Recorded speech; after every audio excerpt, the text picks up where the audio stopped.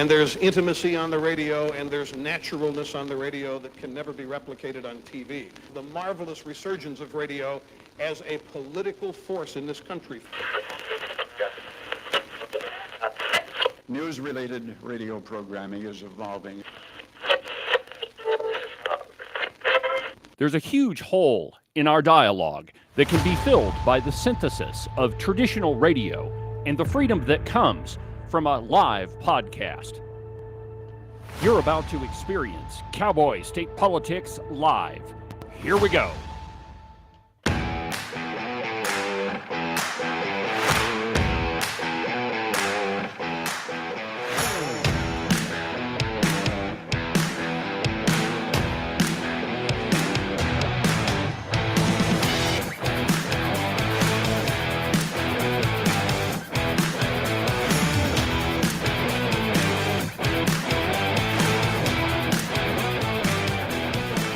Good morning, my friends, and welcome to another tremendous installment from very high above all the puerile and insipid forms of Wyoming mainstream media.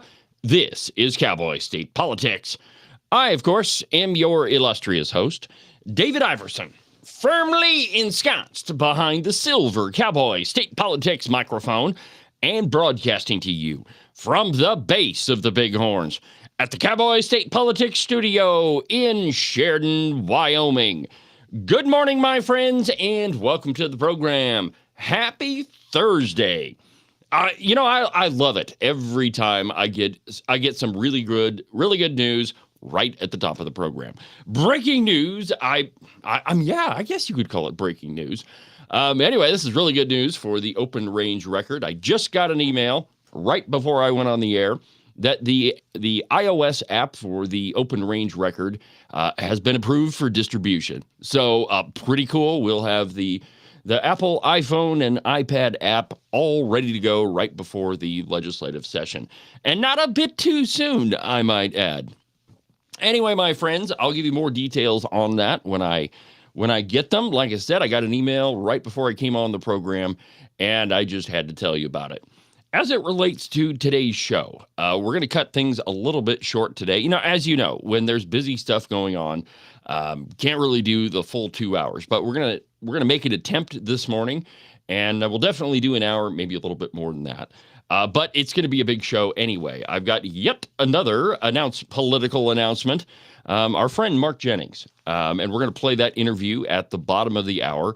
I'm not going to ruin what he's got to tell you. So at 8:30, we'll go ahead and play that interview that I already recorded. I should be excited. I mean, it's a fun time in Wyoming politics to see who's going to step up or not step up, as the case may be.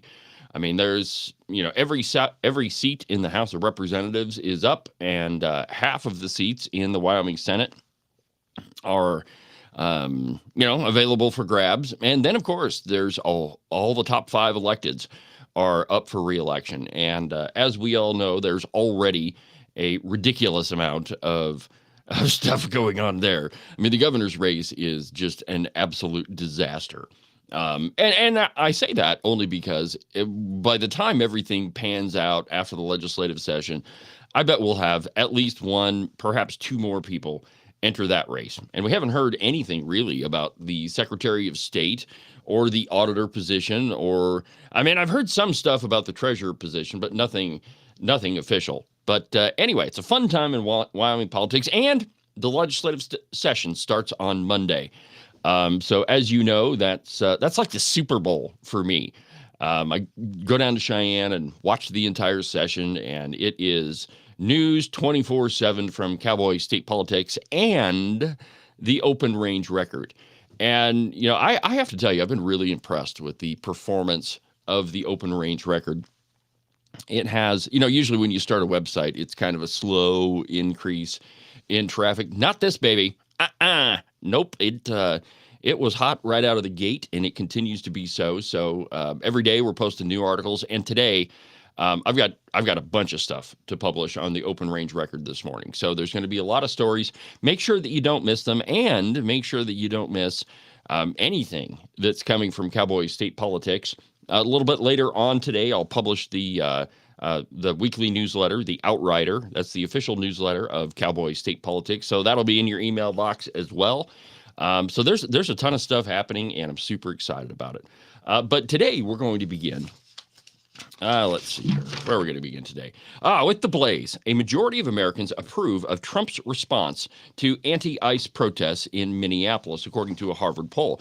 You know, everything we see on the mainstream media is that, everybody opposes it. Everybody. I mean, it is these jackbooted thugs in Minneapolis, and everybody opposes it. Well, that's not entirely true. And as we all know from the Wyoming media, you can't really trust anything they say anyway. I got to tell you about this story. Okay, so yesterday, and you know what? There was an email exchange back and forth with a Wyoming news outlet that I had, and here's the funny part. It wasn't 10 minutes after we finished the interview with Tom Kelly and Mark Jennings that phones started to ring. And there was only one possible way that that information got out. There was only one source that came out with that announcement, and it was this program. And so when the article came out in the Cowpie, do you think they mentioned Cowboy State Politics? No. The email back and forth I had with them is, we had a tip. Yeah, we had a tip. And actually, we had a lot of tips.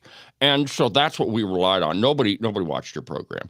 And my response was, well, tell whomever your tipster is or your source is, thank you for watching my program for me. And still, they wouldn't stop. And here's the funny part. The Open Range Record had an article already done, an interview with Tom Kelly, already finished, printed, ready to go. And I hit publish on it. And if you put the two articles side by side, it's pretty much the same thing. Now, I'm not saying anything untoward happened, but what I am saying is that there are some remarkable similarities. And here's the thing, like the Wyoming media, the vast majority of them are in it together. One media source will print something, and then it's picked up by 10 others. And it's just this incestuous relationship, and they lead you to believe that all of these other news outlets are pushing the same story, when really it's the same one, often written by the same person. I've got a story coming up on the Open Range Record about a political announcement that nobody really asked any questions about. In fact, 10 newspapers, 10 news outlets in Wyoming, not the Cowpie on this one, to their credit, but 10 of them pretty much ran the same headline, and none of them stopped to ask any questions about the headline that they were running. So that's a story that's coming on the Open Range Record. I've got it like 3/4 written, but unlike the mainstream press, I wait to make sure that I get my sources right and that I have all of my information, my I's dotted and my T's crossed. Just so that I don't have to go back and issue retractions. Not that they issue retractions; they don't. They'll go into an article in the middle of the night and change whatever was wrong. Stealth editing, whatever you want to call it.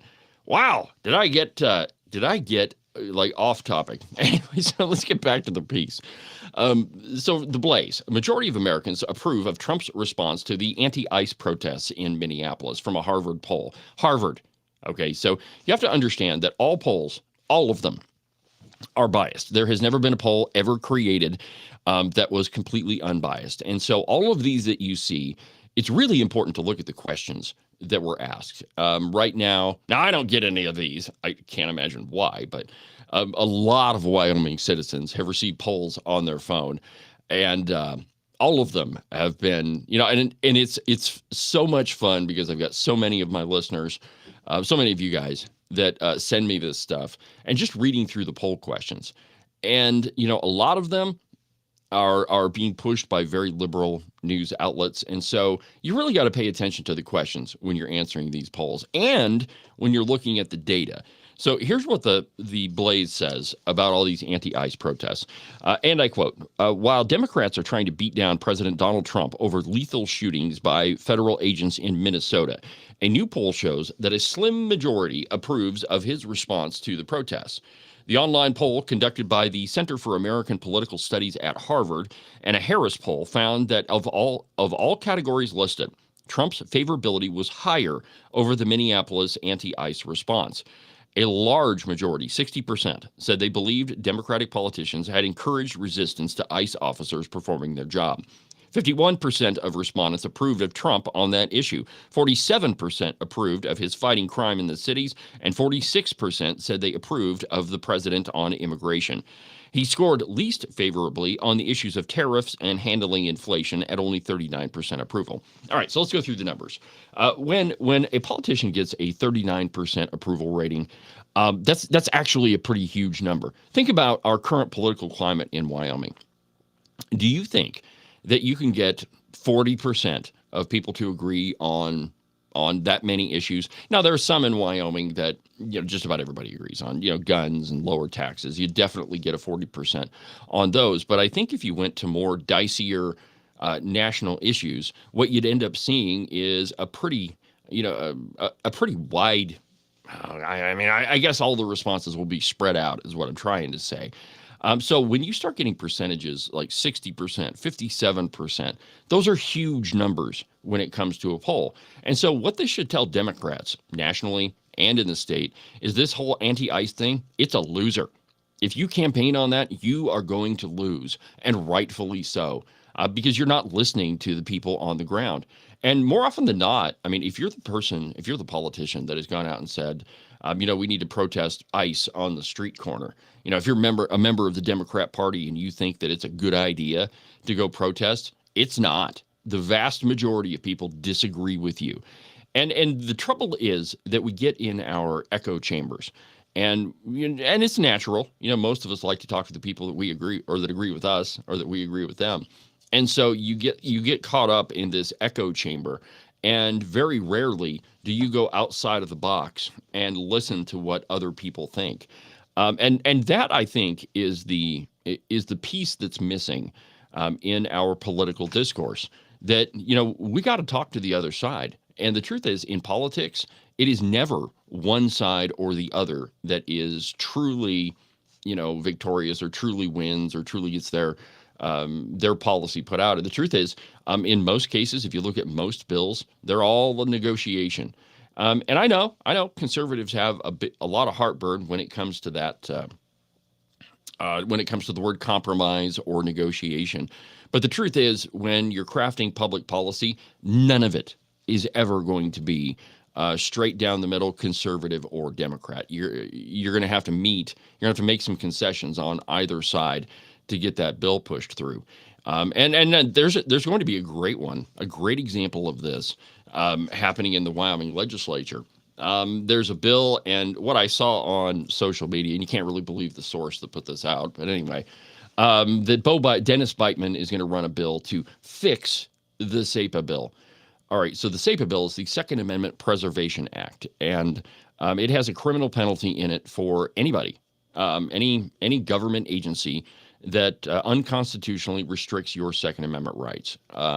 So, if your gun was seized by a law enforcement officer, or, if they, raid your house for reasons that don't necessarily pan out, there's been a couple of those recently. Well, then the Second Amendment Preservation Act has a criminal penalty in there to hold each person accountable. And it's from the secretary that answered the phone, to the law enforcement officer that issued the raid, to the police on the ground that seized the firearm, to the fireman that cut the locks or cut the doors off the safe, all of them. So Bo Beitman is saying that he's going to fix the Second Amendment Preservation Act. And what happened last year, the bill to fix the Second Amendment Preservation Act removed qualified immunity from police officers. You're not going to get any cop to work anywhere unless they have qualified immunity. And what that is they cannot be punished for acting in the course of their legal duties. And so, in other words, if a cop pulls you over and he follows the letter of the law right down the line, and there's no legal questions there, then you can't sue him. And this is kind of tied into the governmental immunity statute, that it's really hard to sue the government unless there's some sort of egregious act. But think about it. If you didn't have qualified immunity, well, then police officers would be sued all the time, have their lives destroyed, and there's a lot of activists. I'm not going to say that they're pro-gun activists, because they're not really. If you're the person that's in favor of taking qualified immunity away from police officers. Really, what you are is an anti-police activist. That's what you are. So the bill last year had that in there, and it tried to remove the criminal penalty and put in there a civil penalty. Now, the truth is, when the bill was passed, I totally would have been in favor of a civil penalty and a criminal penalty. I think the two of those, absolutely. But we weren't able to get that through. That was not going to happen. And last year's iteration of it, that was the compromise that was made. And so, any piece of legislation has to have a compromise to it, any of them. And when you look at any of the policies that come from Washington, D.C., let's go from the state level to the national level. A lot of those policies, they got to have a middle ground too. And while as conservatives, we have the idea that, yeah, we're right all the time, and I am 99% documented, 99%.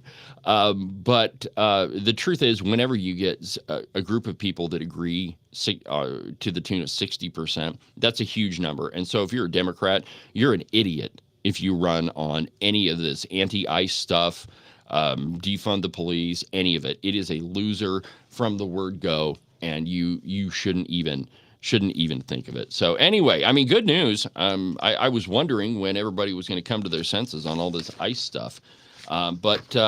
Yeah. So, and from a Harvard, of all places, you would think that a poll that came out of Harvard would absolutely be biased and, wouldn't be worth the paper that it was printed on. Pleasant surprise. I mean, the day is starting out full of them. All right. From NBC News. After Republicans pushed Clintons to testify on Epstein, Democrats warn that they'll haul in Trump. Now, if you're unaware of this whole situation, Bill and Hillary Clinton got subpoenaed to give a deposition to the Oversight Committee.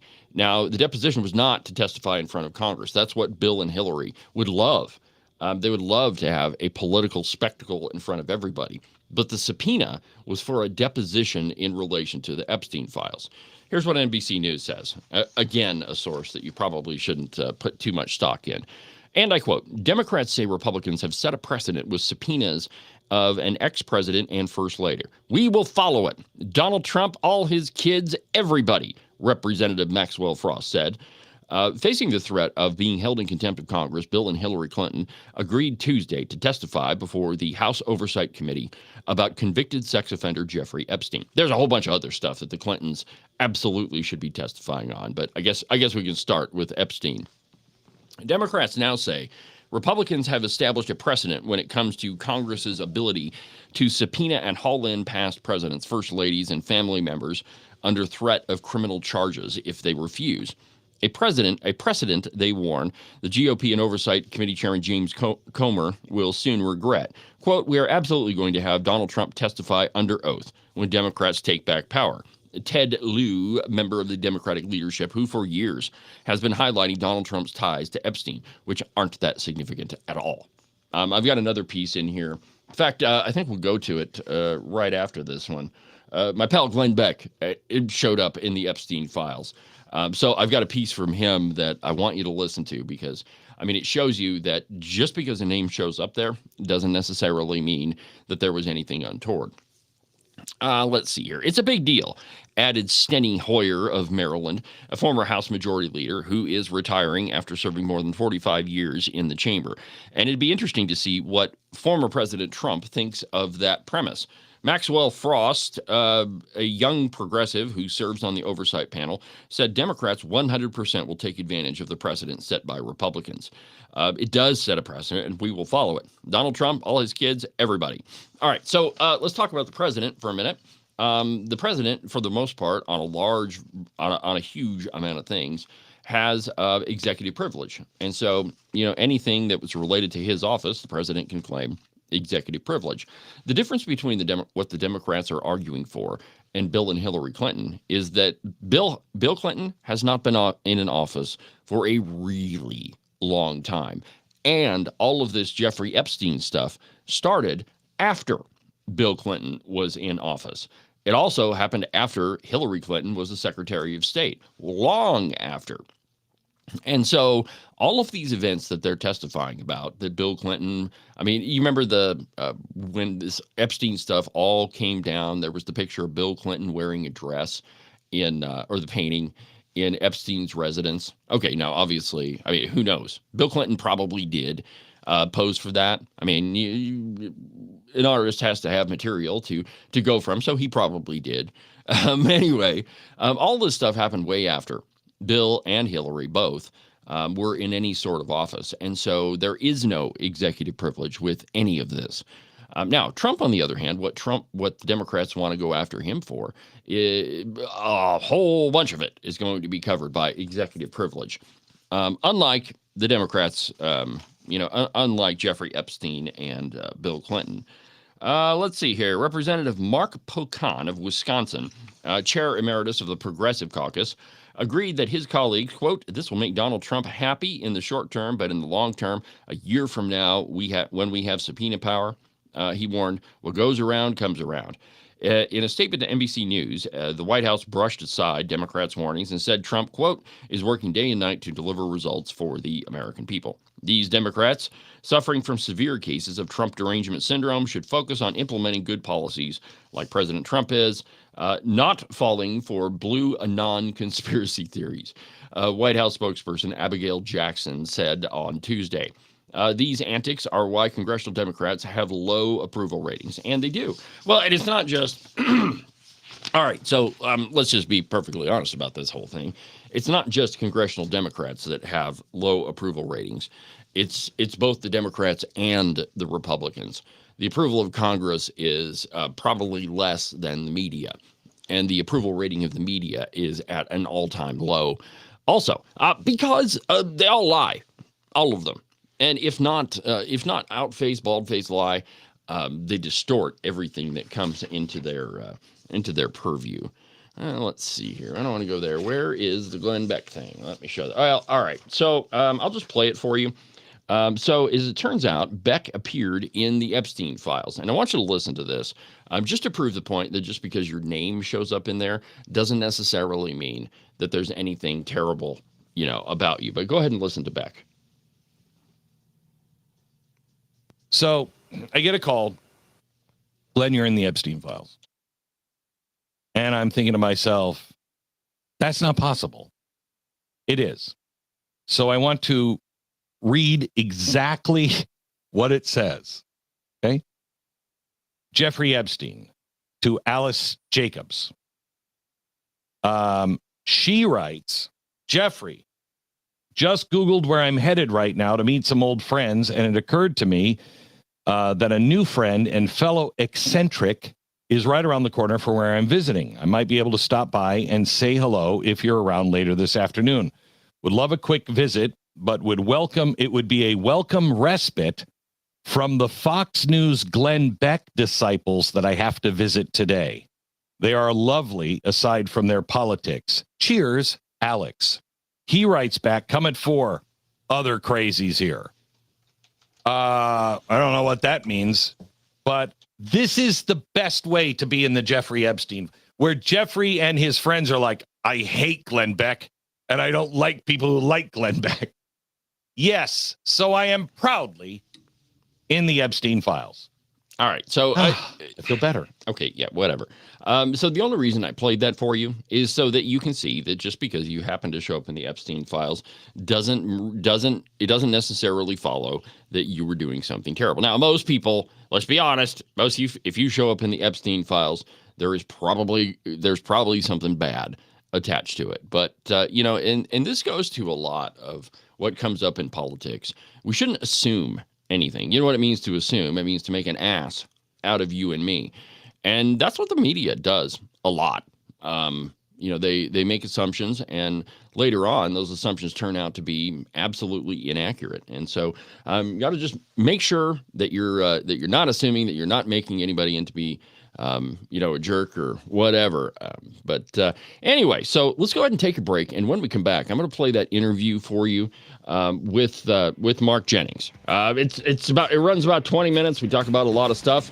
So coming up, the interview with former Representative Mark Jennings in just a minute.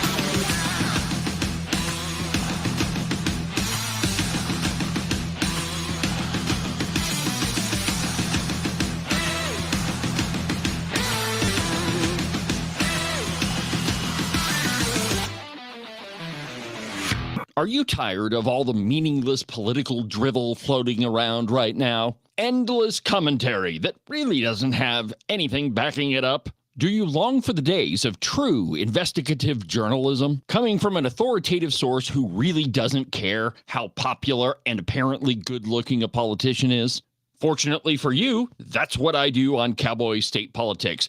New episodes are published every Monday, Wednesday, and Saturday, and you can get them anywhere that you get your podcasts. iHeartRadio, iTunes, TuneIn, really any of them will work. But the easiest way is just to go to the website, cowboystatepolitics.com. There, you can find all of the shows, as well as any of the articles I might bring up during the course of the program. Cowboy State Politics Live, the program you're listening to right now, is broadcast every Tuesday through Friday, beginning at 8 a.m. Pay attention to all of that other block-headed nonsense if you want. Just make sure that you don't miss an episode of Cowboy State Politics. And now, back to our program.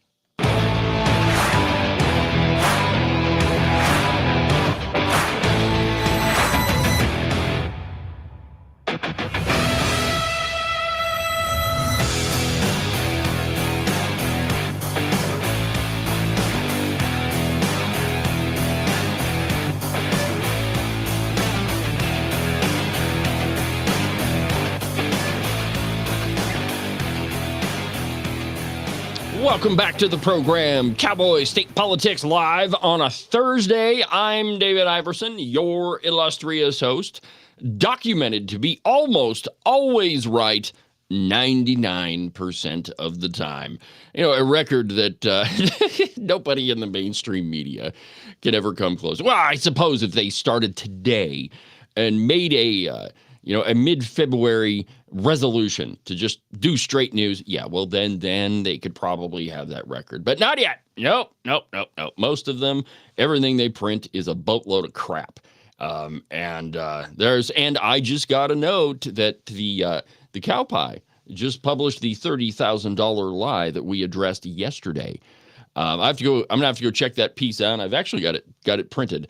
We'll cover that a little bit later on in the program after the interview. But that's what we talked about yesterday on the program. I got a hold of Andy Roth, the president of the State Freedom Caucus Network, the head guy, the DC the DC overlord that everybody says is directing every minute by minute action of the Freedom Caucus. You heard him say it. Whatever is coming out of the mouth of Ed Cooper or anybody else is a bald-faced lie.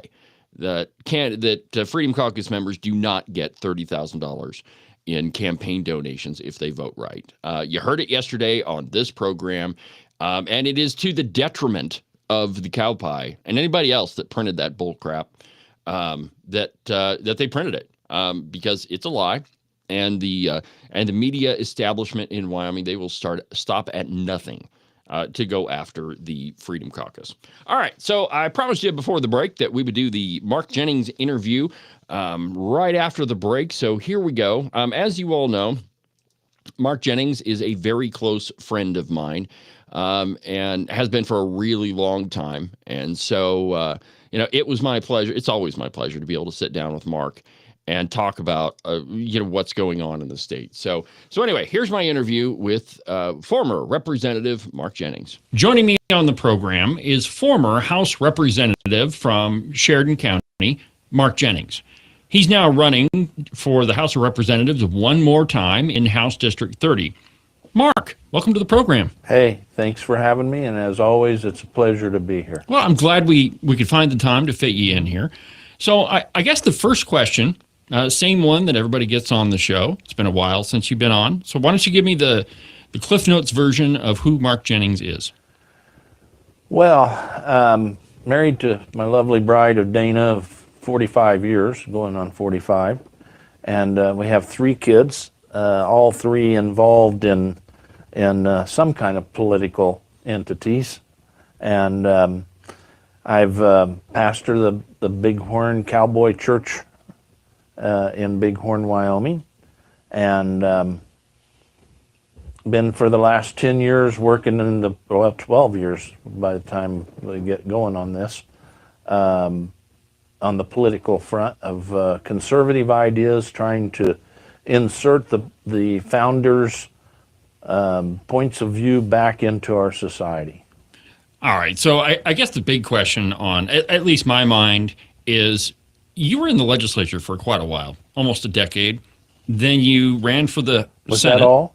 Just 10 years? Yeah, around there, yeah. Yeah, it was. And then, so you ran for the Senate, and you were unsuccessful in that run. So you've had a bit of a break. Why are you doing this again?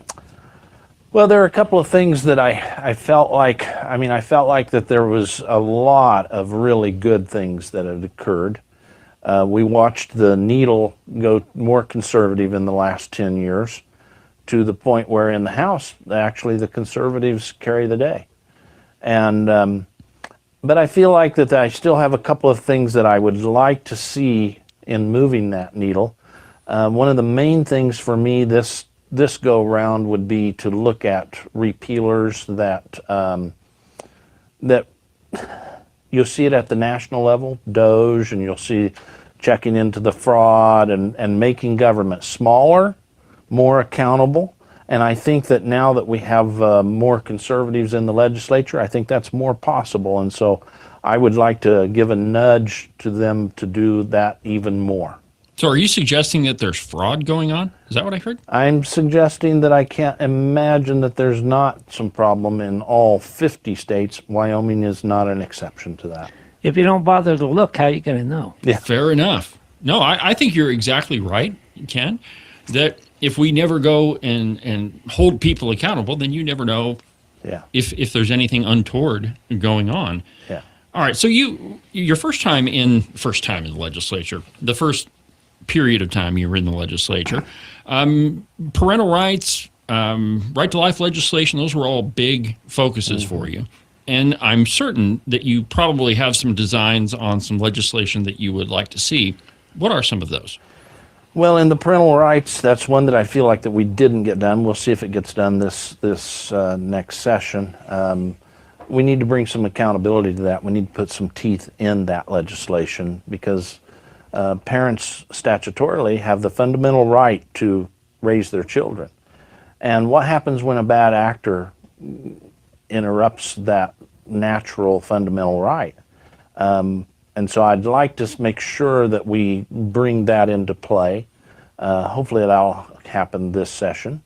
When you talk about some of the other things that I think there is a question, and if you look at the good job that the conservatives are already doing, appropriations and stuff like that, Ken's involved in that. I think that it is very important. But I think not only is it a question of looking for the fraud and holding accountable, we run something like 600 bills. It's a crazy amount. It's hundreds of bills. And I always tell people out on the campaign trail, we pass like 250 each session or every year or two. Did that make your life more free? Did it make it better? And almost without exception, those people, were inundated with laws. Some of them are antiquated and they're not important. Others are just part of a nanny state bureaucracy that has continued to move their agenda forward. And I'd like to see the conservatives push back and let's do some repealers. They're looking at that with some of the agencies now, and I'd like to have them take a harder look. I'd like to see us move towards a cash-based budgeting and zero-based budgeting. Both of those would be important, along with, I don't think the battle is at all over property tax. Well, that's where I wanted to go next. Yeah. You were the main sponsor of the acquisition. First the acquisition study bill, and then the following year to actually put in an acquisition-based property tax system. Would you still advocate for that, or it failed? Do you think there needs to be changes made? It actually passed in the House. It failed in the Senate, and I am very much in favor of that. The main thing to me is that I'd like to see our taxation be honest. We're taxing an unrealized capital gains. It's always been held in our country's history until a few decades back that was not something that was allowed. And so I am very much in favor of acquisition. Now, there's been a lot of coverage over the more conservative group in the House of Representatives, the Freedom Caucus. Some outlets say they're too extreme. I happen to like them. But what is your view of the Freedom Caucus? And the second part of that is, if you were successful in your run for the House of Representatives, would you join the Freedom Caucus? Well, the first part is that I know all those people. When it went to a national Freedom Caucus, I did not join, and I actually do not intend to.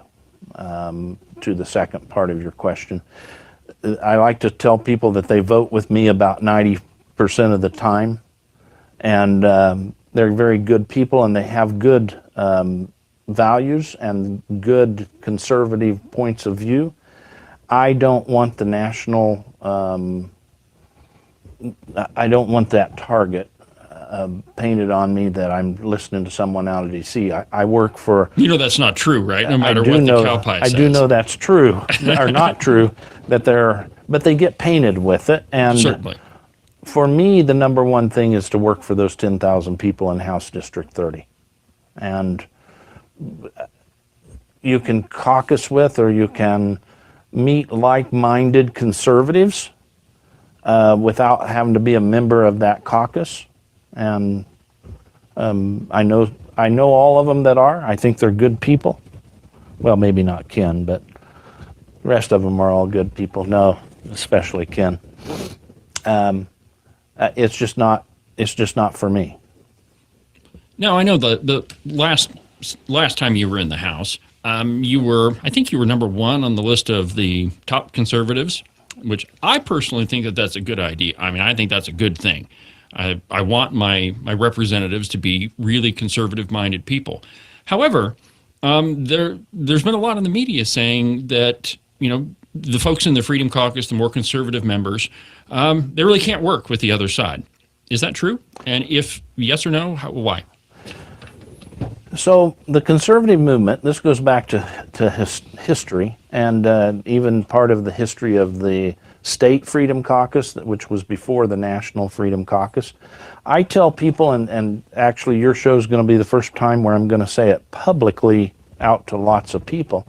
Breaking news. The people that made the conservative movements were the people like Steve Harshman or Kermit Brown or Eric Barlow or Albert Sommers. It was their refusal to allow the conservatives, the duly elected conservative members, to have a voice. And I'm not aware, I think the conservative members that I know are willing to work with anybody that has an idea and they want to bring it and hold it up in the arena of ideas and see if it will work. For me, I think that's important. Listen, I'm probably not going to vote with my Democrat colleagues once in a blue moon, but I still want to hear their ideas, because what if I missed something? And so I think that we should have healthy debate. Now, I don't think that should change our convictions. Now, maybe it'll change our opinion on a piece of legislation or something of that nature, and we can work along those lines. But we're Republicans. We should be standing with our Republican Party platform. Okay, now you mentioned that we have to have healthy debate in any deliberative body, and I happen to agree with you. However, we're living in a time where it seems to me that you're either on one side or the other, and you might characterize that as we're a pretty polarized bunch right about now. So I understand that you say we have to have debate. How is that possible? What are you going to do to make that possible, to have that debate when you have two forces on either side that they don't know, how to make that happen, I guess is what I'm saying. It's actually worse than that, David, because I view it as there are three factions.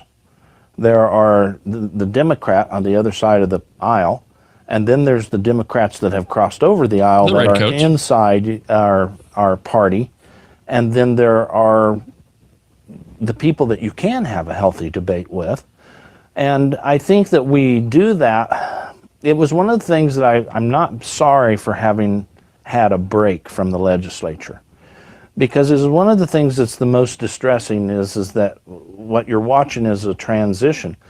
The rhinos and the Democrats were polarized and weren't allowing the conservatives to even have a voice. Now they don't have a choice. And so my hopes in there and my push in there would be to have that healthy debate return and set aside that partisan, not the conviction aspect, but the part that says we won't talk to you at all. And I think that we do listen to even those that are against us. And then we take the battle on in the arena of ideas. And personally, like I said before, I'm probably not going to vote with a Democrat once in a blue moon, but I still want to hear the debate. And so I happen encourage to it. agree with you. And Yeah. I think I would say that, and Ken will get your opinion on this too, but I think some of the best programs that we've done recently on this show have been with Democrats. The first one with Trey Sherwood, that was a heck of a lot of fun. The one with Carly and Mike Yin, well, now I know what it feels like to be snarled at for an hour. But I think that we have made a real effort on this show to reach out to folks on the other side that we don't necessarily agree with and just have a discussion. So I guess, Ken, you're in the legislature now. Mark, you were, and you're trying to become in the legislature again. So I don't know that we've really got to an answer of my question is, how do we engage with the other side to craft meaningful, positive legislation? I think you'll see an example of that in appropriations. And you have a number of us that are pretty conservative that are in there, and we're making our case. And you have our friend Trey Sherwood, and I do count her a friend. I like her. She was fun. Yeah, she made me a birthday cake. I have to like her. She has a wrong-headed idea, in my mind, about the proper role of government and how things should be done. She has a very soft heart. In fact, my wife made her one of the pictures she does, and the flower that she chose was the bleeding heart, which I thought was perfect. But we sit down and we often have very frank, open conversations, and she will come up with things sometimes that, quite frankly, because I tend to live in an echo chamber, I hadn't really thought of. And it helps perfect your thinking. Steel sharpens steel.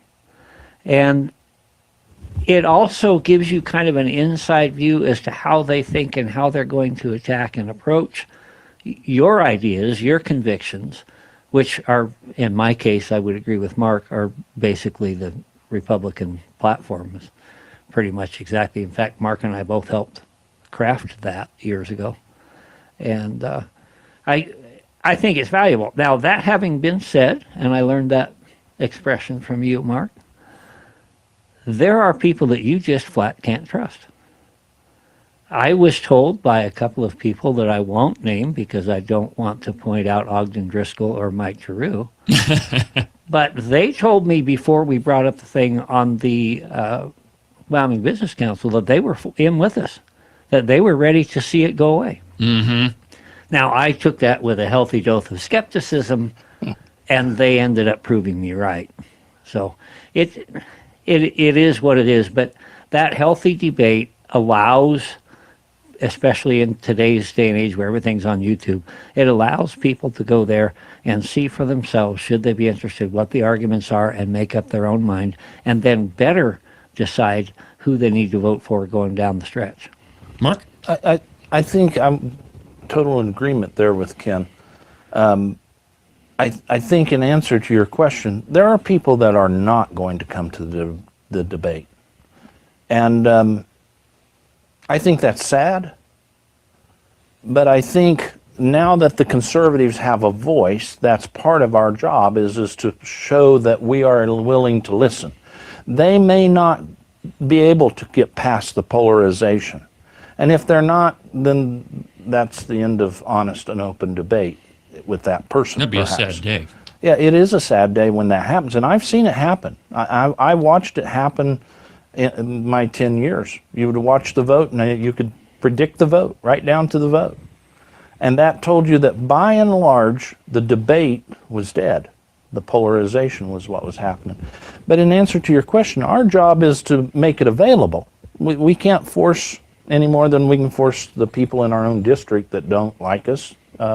Listen, I'm not the candidate for everybody in House District 30. There are people who have much more liberal ideas than me. We won't mention any Gail Simmons.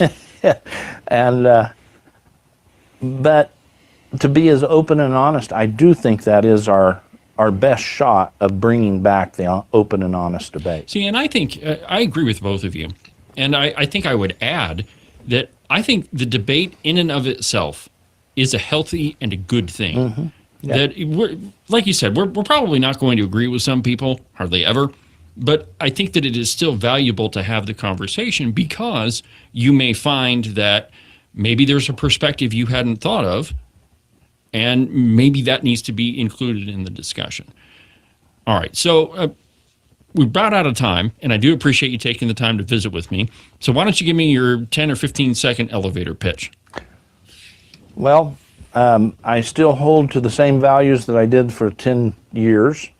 I've not changed. The needle in the legislature has changed, and I feel like that in this new day where the conservatives are finally getting a voice, I feel like that I'd like to go back and try and work on a few of these things, make it better for the people of House District 30 and Wyoming.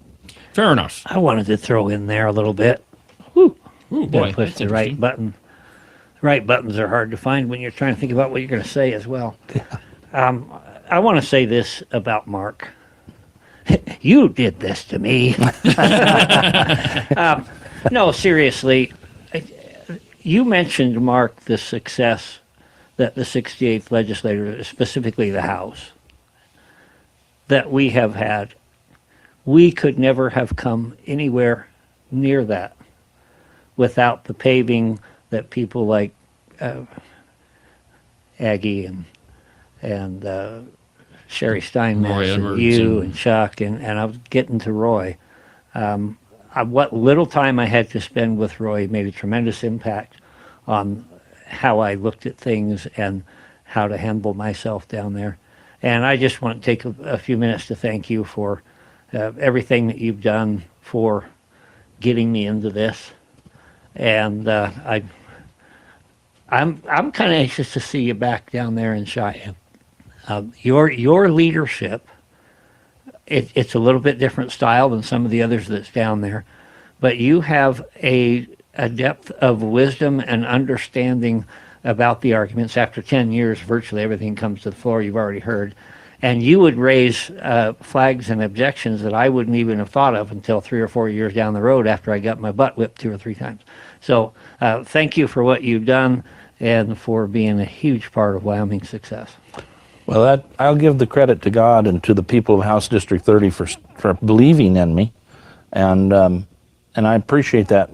Listen, the people of Wyoming have sent some really good people down there. It's getting better and better. All right. Well, thank you for joining us. That's Mark Jennings, candidate for House District 30. All right. There you have it, my friends. Mark Jennings running for it's the people's seat, but Mark Jennings represented House District 30 for over 10 years, and so he's running again to represent Sheridan County in Cheyenne one more time. And I really don't think that he'll have that much pushback. I don't happen to live in House District 30. Agent 29 is my representative. See, he does work for me. Just kidding, Ken. Anyway, so pretty exciting time. We had a couple of things on Cowboy state politics the last couple of days that have been pretty exciting.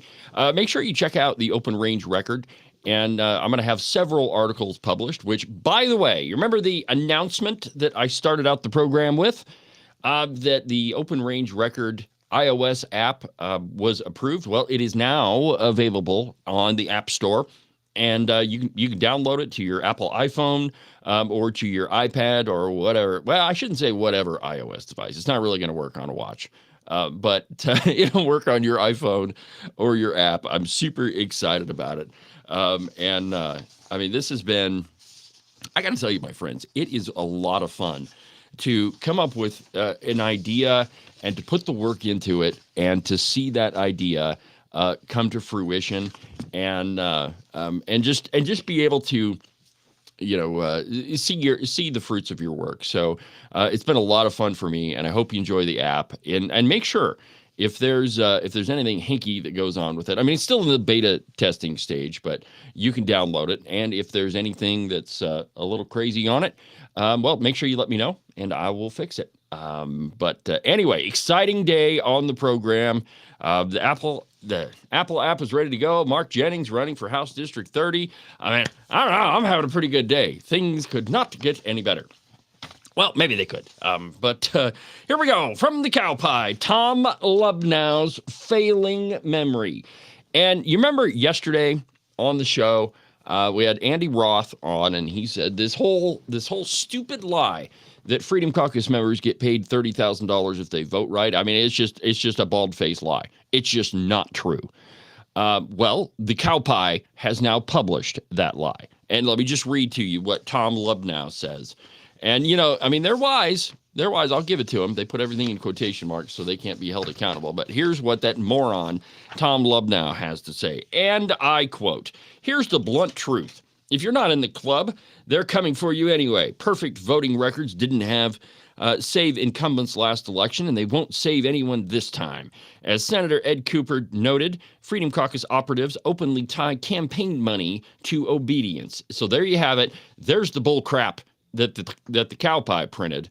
The only money that comes to the Freedom Caucus is to pay their executive secretary's salary. That's it, right? There, as far as I know, there aren't any campaign donations. And the reason we know that is all you got to do is go to YCFIS, the Wyoming Campaign Finance Information System, and you can see, how candidates got money, where they got it. You can look at the Wyoming Freedom PAC. That's the political action committee that is run by the Wyoming Freedom Caucus. It's all money from Wyoming sources. So Tom Lubnau, you can take your bullcrap lies, and I know where you can stick them, and everybody else does too. But he continues. As Senator Ed Cooper noted, the Freedom Caucus operatives openly tie campaign money to obedience. Quote, according to the Grable Standard, Senator Ed Cooper said, the state's Freedom Caucus in D.C. has pledged $30,000 for each House race in Wyoming. The Freedom Caucus members are judged on how they vote on each of their agendas and the email that they get every day. And that's another bullcrap lie that I asked Andy Roth about. Remember, I accused him of being the D.C. overlord and sending minute-by-minute updates to all the people on the floor, and he, again, said that that's bullcrap. All right, the more you're in line with voting, the better your campaign donation is. I'll just leave it there. No matter what they think, that is what they are told to do. Mailers, texts, and attack ads are coming regardless of how you vote. All right, so none of that is true. And yet the Cow Pie, and here's the thing, the folks at the editorial board of the Cow Pie, they should be wise enough to know that maybe you should check your sources before you print this stuff or you publish this stuff on your website, because it's not true. And if I were the Freedom Caucus, I'd sue the crap out of them. All right, well, let's go ahead and take the next break. And when we come back, we'll finish up the program for today. Back in a minute.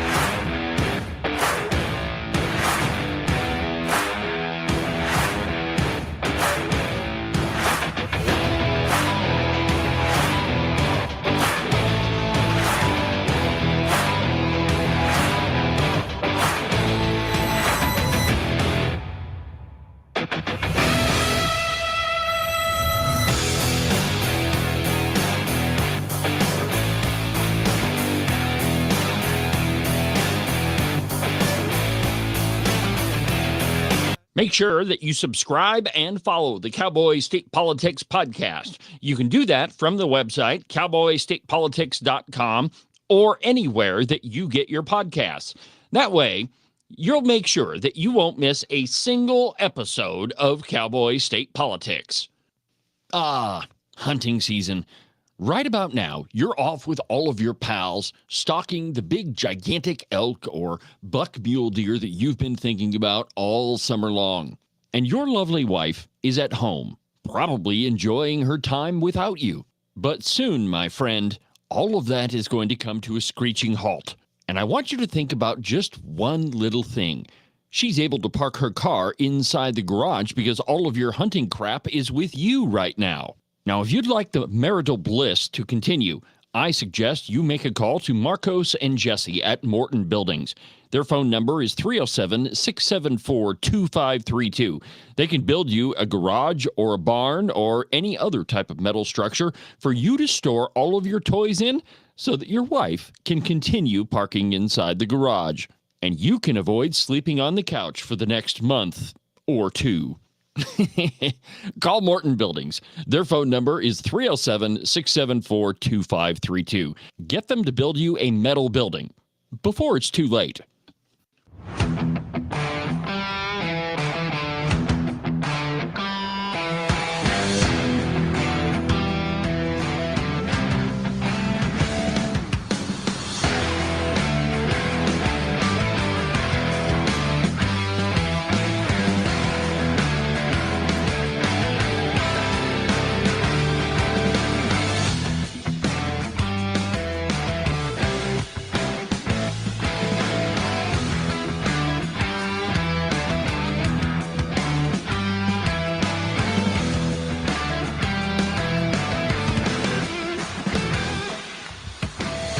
Welcome back to the program, Cowboy State Politics Live. It's Thursday. I'm an excited guy behind the microphone.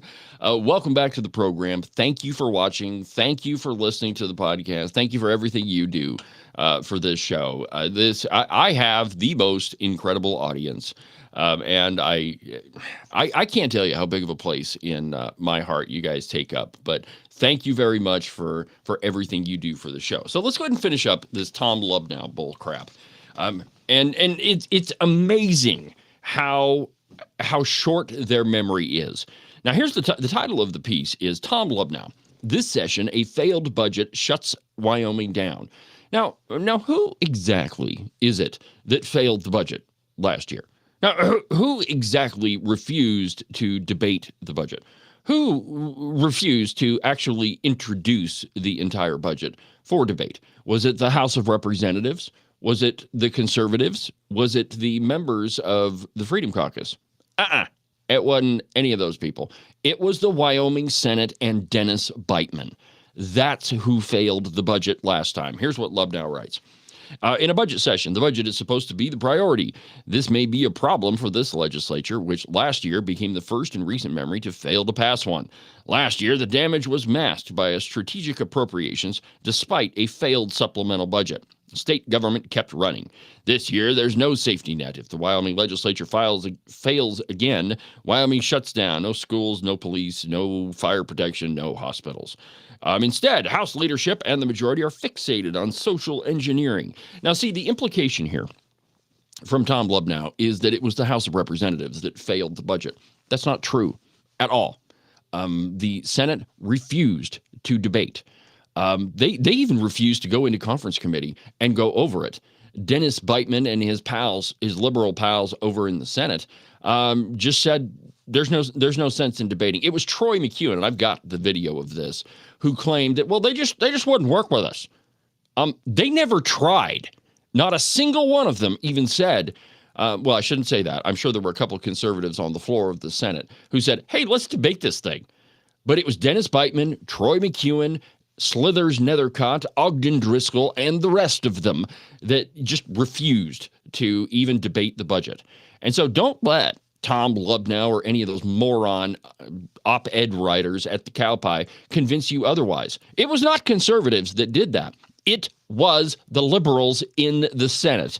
And yes, Dennis Beitman gets thrown into that category. You don't get to be a conservative when you give 8 or 9 of the committees to the Redcoats. You don't get to call yourself a conservative when you do that anymore.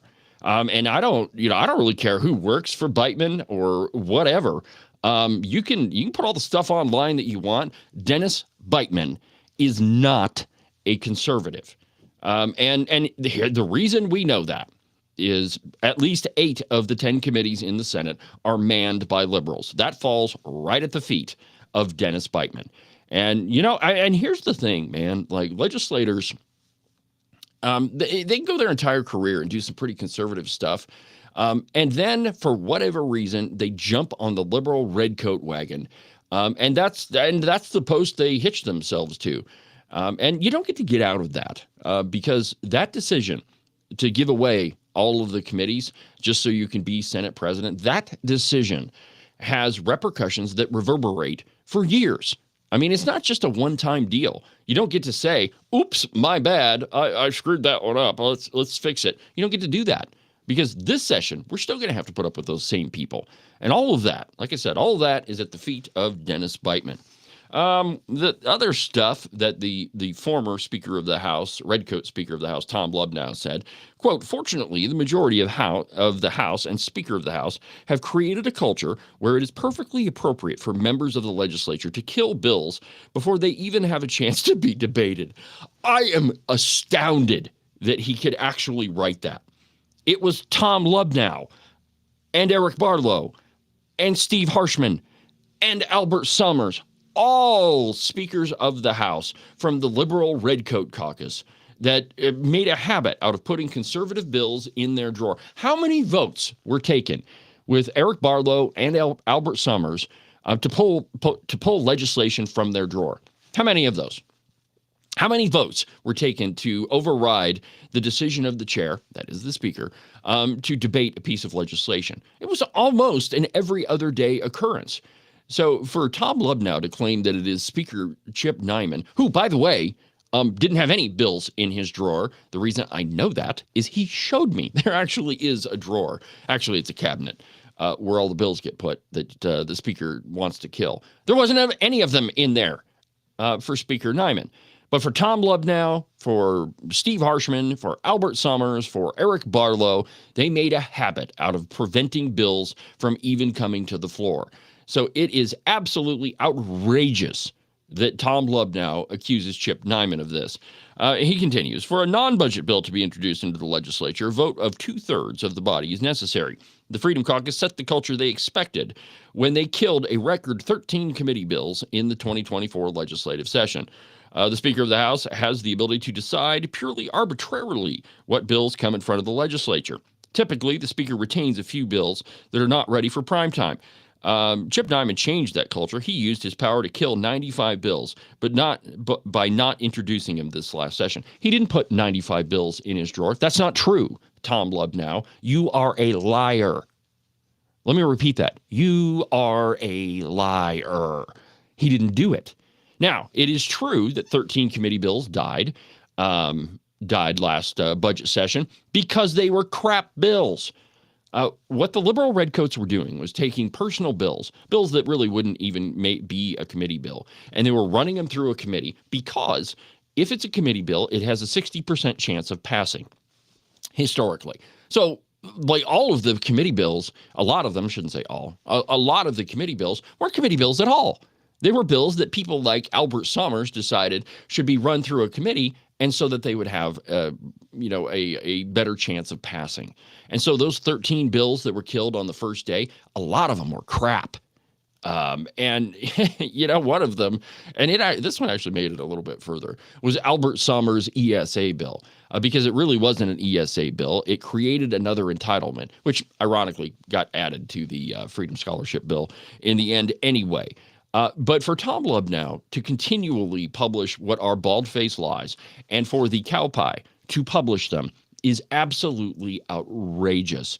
If I were members of if I were a conservative member in the House of Representatives, I'd sue Tom Lubnow, Ed Cooper, all of them, because you've got a Wyoming media that will publish just downright bullcrap, and that's what it is. All right, my friends. Well, I've got to run. I've got a lot of stuff to do today, appointments I have to go to, because on Saturday I'm heading down to the Middle Swamp. So we're going to cut the program a little bit short today, but we'll be back tomorrow for a full 2-hour program. And so thank you for watching. Thank you for listening. But for now, from the base of the Bighorns, I'm David Iverson, and this is Cowboy State Politics. See you tomorrow, my friends.